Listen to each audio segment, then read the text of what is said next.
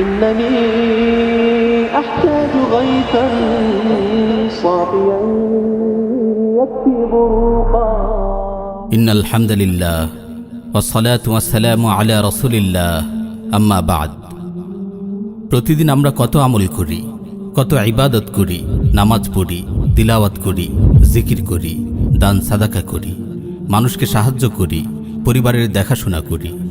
এসব নেক আমল আমাদের আমল নামায় জমা হতে থাকে। আখিরাতে এই আমলগুলোর বরকতে আমরা আল্লাহর রহমতের উপযুক্ত হব ইনশাআল্লাহ।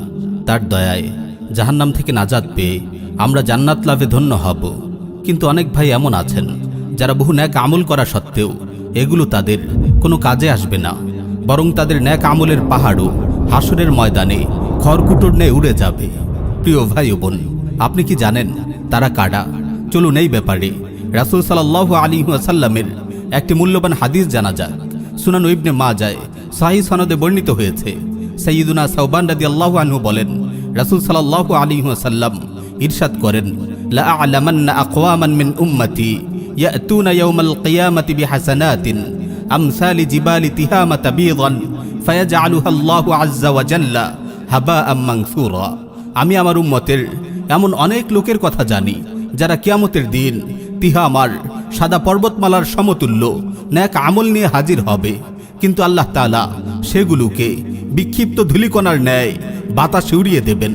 তখন সাওবান রাদিয়াল্লাহু আনহু জানতে চান, ইয়া রাসূলুল্লাহ, আপনি এসব লোকদের বৈশিষ্ট্য আমাদের বলে দিন, যাতে অজ্ঞতাবশত আমরা তাদের দলে অন্তর্ভুক্ত না হয়ে যাই।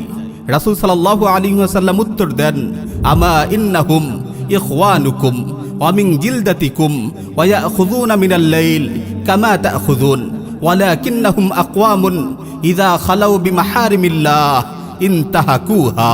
তারা তোমাদেরই ভাই এবং তোমাদের সম্প্রদায়েরই লোক। রাতের বেলায় তারা তোমাদের মতোই ইবাদত করে, কিন্তু তারা নির্জনে হারাম কাজে লিপ্ত হয়। আল্লাহ রাব্বুল আলামিন আমাদের হেফাজত করুন। প্রিয় ভাই ও বোন, আমরা যত ইবাদতই করি না কেন, যদি গোপন গুনাহের বদ অভ্যেস আমরা পরিত্যাগ করতে না পারি, তবে আমাদের পাহাড় পরিমাণ নেক আমলও কিয়ামতের দিন খড়কুটোর ন্যায় উড়ে যাবে।